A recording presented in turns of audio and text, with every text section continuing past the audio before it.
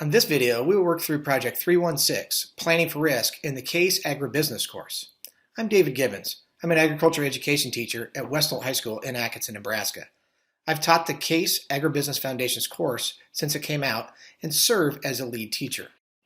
During 316, students will develop a risk management plan for 3 potential risks that they've identified for their business that they're creating in their business plan with their team in your course. 316 requires students use previous work on their business plan and directly builds on information from 315, risk management. That means that students need to be able to access easily the material that they've already done. Many teachers like to use a 3-ring binder where they add this material to it as they go and then students have access to it.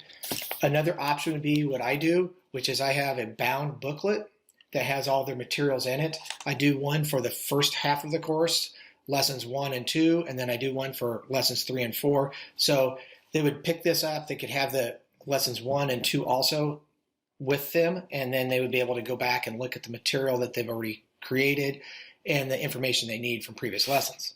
At the start of lesson 3.1, we would have already gone through the concepts, the performance objectives, the essential questions, and the key terms. I want to, at the start of 316 now, go back and review those that relate directly to 316. So this is concept number 3.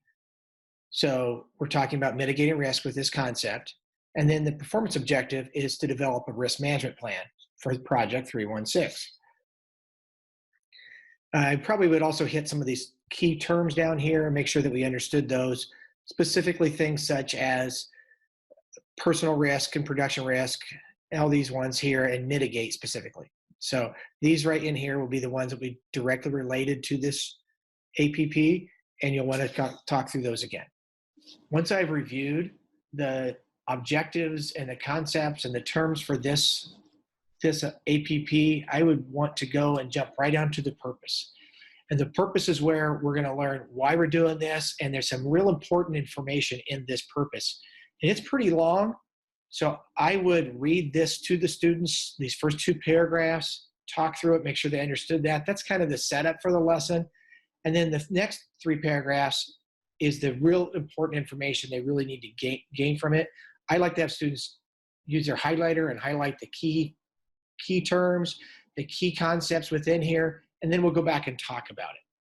This is where they're going to learn about the response plans and some of the different terms in there. It talks about risk, probability, and all those things. So we'll want to make sure that they've understood those by reading it themselves and talking about it as a class. Once you've gone through the purpose with the students, you're going to jump into part 1. And on part 1, the students will gather with their team that they're developing the business plan with, and they're going to get together all these materials that they've previously worked on for their business plan, and they're going to want activity 315. They'll be recording 10 different risks that they brainstorm for their business, and they're going to record those on table 2. So they'll put in their risk, and then they'll write in the risk type. There's 5 risk types, and those are all part of activity 315. So that financial, market, production, institutional, and personal risk.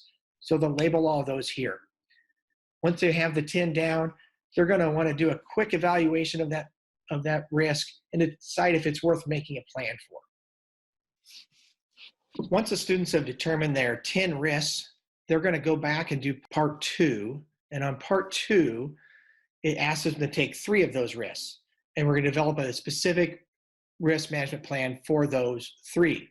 So we need to look at table 1, which is the key to the risk management plan, and kind of work through that.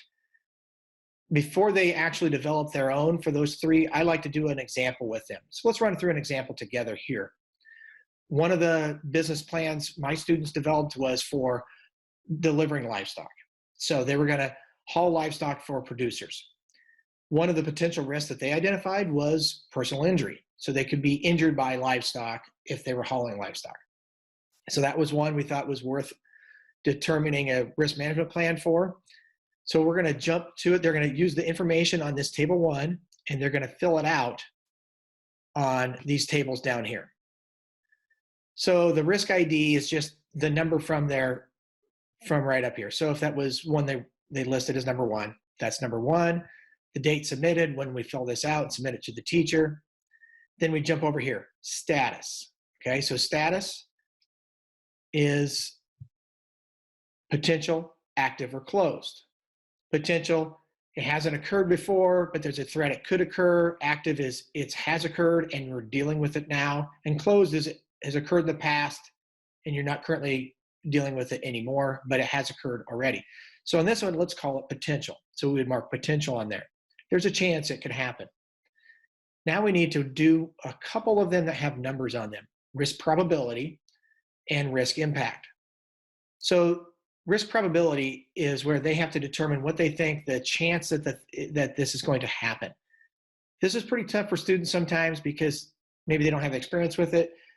This one and the risk impact, I think, are a couple that are maybe no wrong answer. As long as the students talk through it with their group and come up with an answer, that's fine. This is something that could be adjusted later if they wanted, or if they're in a real business, maybe their experience then they could gain the information to come up with a more accurate number. But let's go with this. I would say here, unlikely to occur. So it's not going to happen half of the time that you get entered, but maybe between 11 and 40% of the probability. So we're going to put a number 2 down. And then the risk impact is the next section. So if the risk occurs, if that threat actually happens, someone gets injured, how does that affect the business? Well, in this case, I would say probably moderate. It's going to maybe affect the schedule. If you're injured, you can't deliver livestock. You could have some cost occurred there because of the injury. Maybe you have some medical costs. So that's a 5. So let's see where that works down here on the chart. So risk probability was a 2. The risk impact was a 5. And then the risk score is right here. That's just taking those 2 times each other. So we have a risk score of a 10. The risk score of a 10, and that's just the severity of the risk on the objectives. So a 50 would be a perfect score, or the highest your score could get. The type of risk, so we're going to use those 5 risks we had before. So on this one, you'll see that we have them listed here. Personal injury is, the injury is a personal risk. That's what type it is. It next moves us to the owners and the agreed response. So the risk owners are who on the team is responsible for dealing with this risk if it occurs, and for trying to manage the risk so it doesn't occur. So they can decide amongst themselves who the owner is. Then the agreed response will be one of these 4, and these are talked about in the purpose, but it gives a definition of them again here. So are you going to avoid it? Are you going to transfer it? Are you going to mitigate? Are you going to accept? Okay.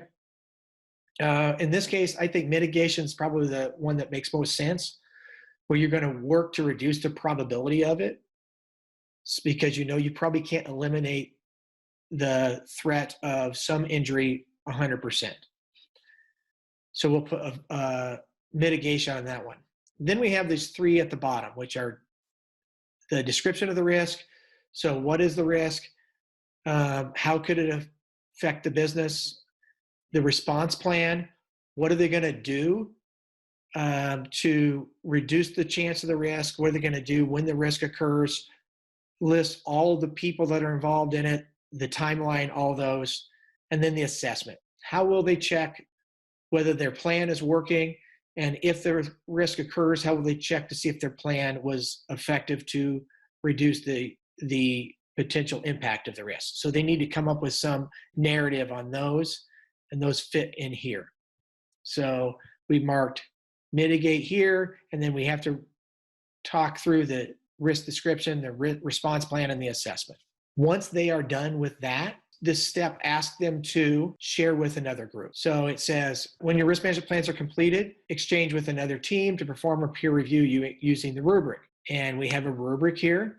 It's one of our single point rubrics, and that's what's used to evaluate the plan, and they'll make some changes as needed. So they're going to revise their lists of risks. They're going to revise your risk management plan based on the peer review. And then they're going to submit all of those documents in as part of their business plan. I would have them complete their conclusion questions. So this is project 316. It seems like there's a lot to it, and there really is. The daily plans call for it to take 3 days. And in my experience, 3 days is about right. That'll work out for us. Hopefully this sheds some light on 316 and helps you and your students to complete this project. Good luck.